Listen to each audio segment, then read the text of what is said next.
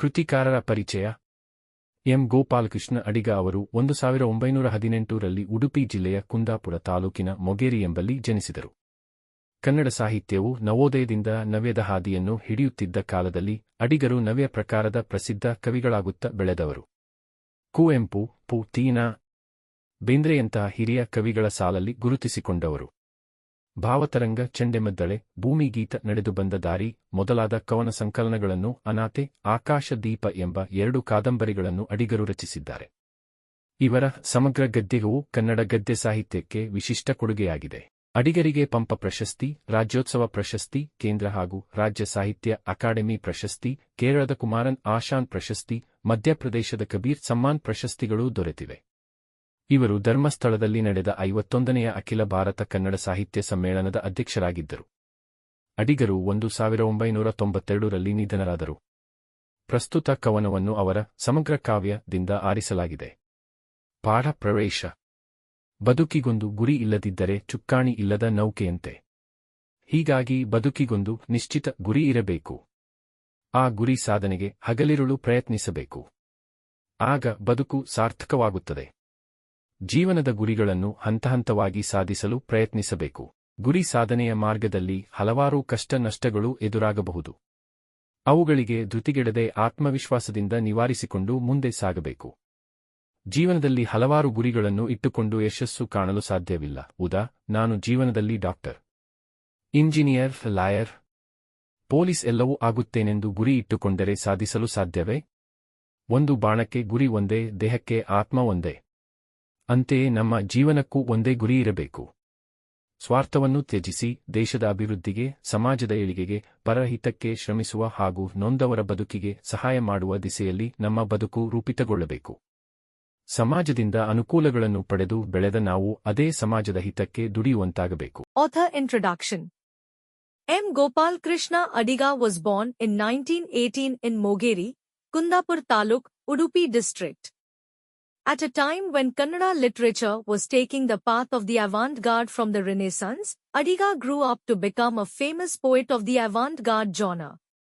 He was recognized in the ranks of senior poets like Kuvempu, P.T.N. Bendre.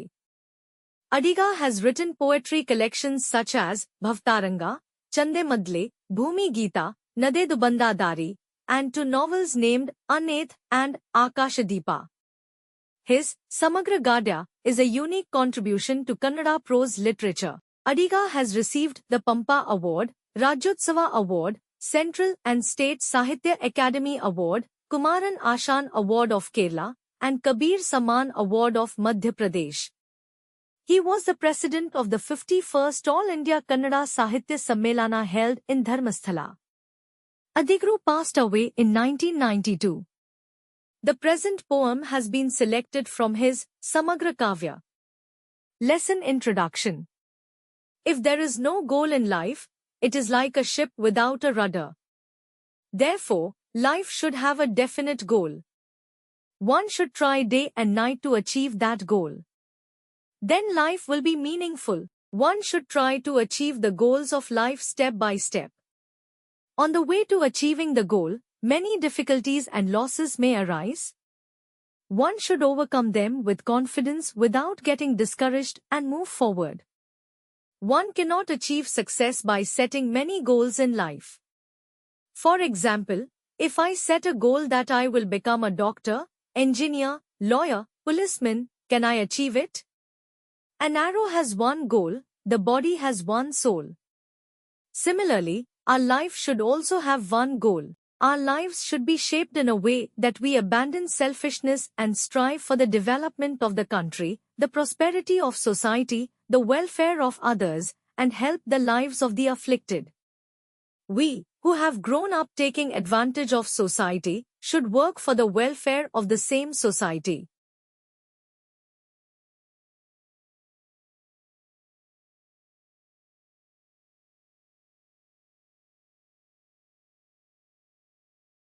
ಅಳಿಯಾಸೆಗಳ ಸುಳಿಗೆ ಸಿಲುಕಿದೆಲೆ ಮನವೇ.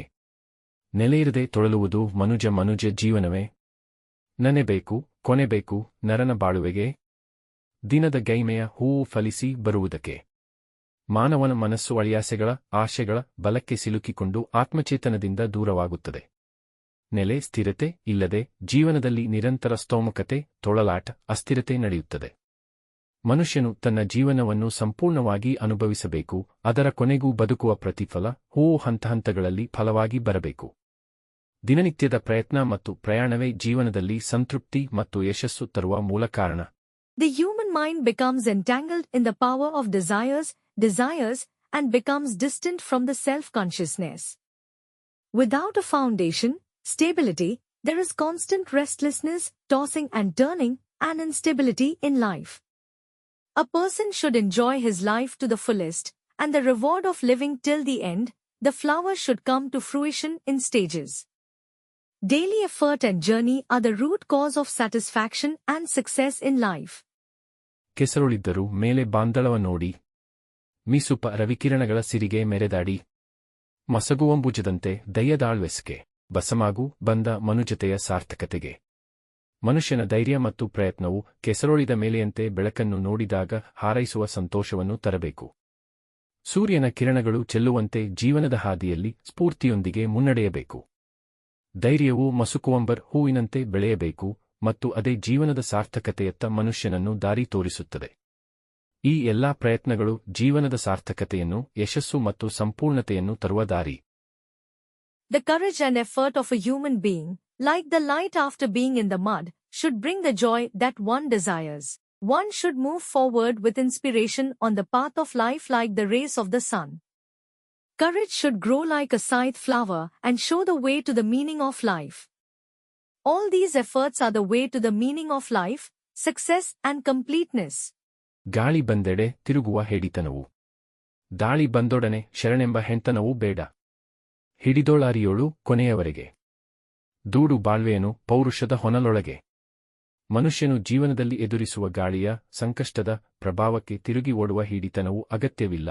ಬಿಕ್ಕಟ್ಟಿನಲ್ಲಿ ಧೈರ್ಯದಿಂದ ಶರಣಾಗಮವನ್ನು ತೊಡಗಿದಂತೆ ಹೆಂತನ, ಭಯ, ಸಂಕೋಚ ತೊರೆದು ಮುಂದೆ ಸಾಗಬೇಕು.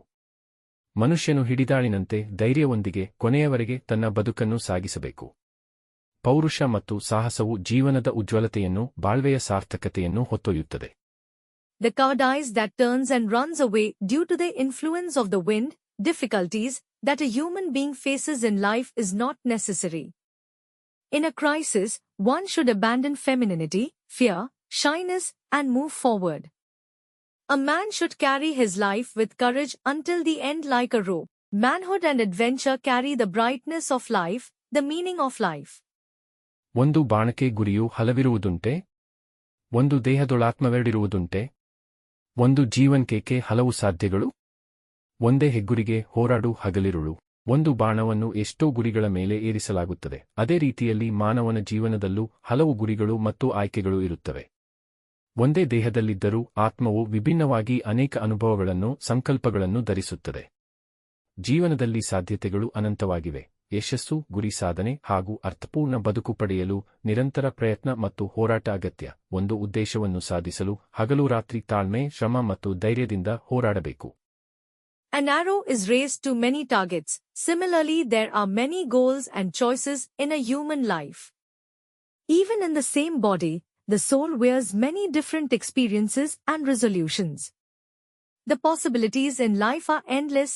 Success, goal achievement, and a meaningful life require continuous effort and struggle. To achieve a goal, one must fight day and night with patience, effort, and courage. ನರನೊಳಗೆ ನಾರಾಯಣನ ರೂಪು ಕಂಡು, ತಿರೆಯೊಳಗೆ ಸುರಪುರದ ಮೈಸಿರಿಯನುಂಡು. ಪರಹಿತಕ್ಕೆ ಬಳಲುತ್ತಿರಲದುವೆ ಜೀವನವು. ಪೆರತೇನನೆಸಗಿದರೂ ನಮಗೆ ಲಾಂಛನವು. ಮಾನವನ ಹೃದಯದಲ್ಲಿ ನಾರಾಯಣನ ದೇವತೆಯ ರೂಪವನ್ನು ನೋಡಲು ಸಾಧ್ಯವಿದೆ. ಆದರೆ ಜೀವನದ ಸ್ತೋತ್ರದಲ್ಲಿ ಸೌಂದರ್ಯ ಮತ್ತು ಆನಂದವನ್ನು ತೋರುವ ಪರದೆಯೊಳಗೆ ಸುರಪುರದ ಮೈಸೂರಿನಂತೆ ಸುಂದರ ಅನುಭವಗಳು ಮನುಷ್ಯನಿಗೆ ಲಭ್ಯವಿರುತ್ತವೆ. ಪರೋಪಕಾರಕ್ಕಾಗಿ ಬದುಕುವುದು ಜೀವನದ ಉದ್ದೇಶ. ಆದರೆ ಕೆಲವೊಂದು ಸಂಕಷ್ಟಗಳು ಅಥವಾ ತೊಂದರೆಗಳು ನಮಗೆ ಸಂಕೇತ, ಗುರುತಿನಂತೆ ಬರುವವು. ಜೀವನವು ಪರಮಾರ್ಥ, ಧೈರ್ಯ, ಸೇವಾ ಮನೋಭಾವ ಮತ್ತು ಸಾರ್ಥಕತೆಗಾಗಿ ರೂಪುಗೊಳ್ಳುತ್ತದೆ. It is possible to see the form of Narayana, God, in the human heart, but in the praise of life, within the screen that shows beauty and joy, beautiful experiences like the Mysore of Surpura are available to man. The purpose of life is to live for charity, but some hardships or difficulties come to us as a sign, an identity. Life is shaped for the supreme meaning, courage, service spirit, and meaning. Dear students, if you find these lessons explained is helpful, please share this video with your friends. Subscribe to our channel for simple and clear lesson explanations. Check the description for links to other lesson summaries and join our WhatsApp channel for daily Kannada and Hindi lessons, useful phrases and grammar tips. Start learning today and speak confidently.